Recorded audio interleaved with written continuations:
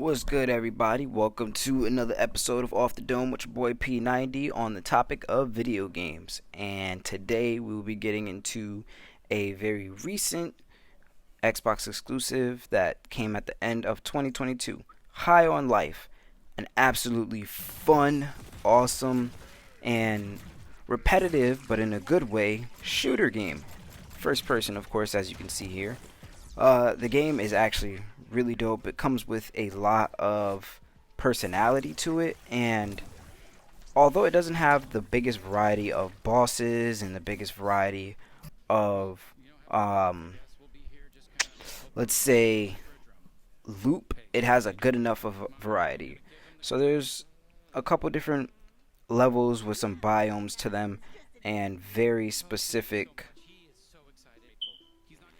ways to traverse around all of it. But there's also so much stuff going on in the world that is just really cool. Like, as you can see here, you can buy these drums to give this butt kid, and like you can watch what happens to him in the future.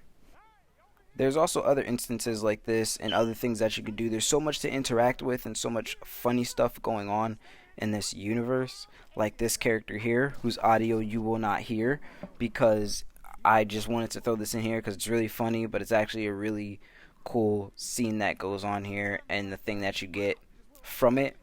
And it leads to an achievement that's really weird, but now it's stuck on your profile and it's actually super funny. But the game just has so much comedy that it adds to the gunplay, the story, and just the overall enjoyment of what you're going to get out of this game. The characters, meaning the gun and your sister, are very good supportive characters. Each gun has their own personality, starting with the gun that you start off with and the guns that you collect throughout the game. And the game also has this really fun perspective of you can kind of just approach the game however you see fit in a way. You can start off in one of the first two levels that they give you. You can choose which one you want to go. There's no forced direction, but depending on which one you choose, it will affect your gameplay in the sense that each gun has very special abilities, and those abilities will help you in certain situations more than other ones will, depending on how you use them. Or I don't know, if you're just nice with the way the ability is, maybe it'll be useful to you. I felt some abilities to be very useless for my playstyle compared to other ones, but the abilities also help you traverse through the map. So at some point you have to get all the guns, even though it's a part of the story, but like literally you kind of need them all because you can't do everything without having them all. And then there's just really cool boss battles. Like, all the bosses are fun. Some of them are just really, really weird jokes, but they all turn out really cool. Now, this game ultimately is about your planet getting invaded by some G9 alien people, and they basically start taking all the humans, kidnapping them, and using them as drugs. That's how they get high, and they start selling it. And at some point, your job is to try and save all the humans and free them. And doing this, you find all these guns that become your partners, and it's just a really dope experience. The world's very colorful. It's a really good break from all the types of games we've also been playing this year. Well, last year, I should say. So it's absolutely worth it.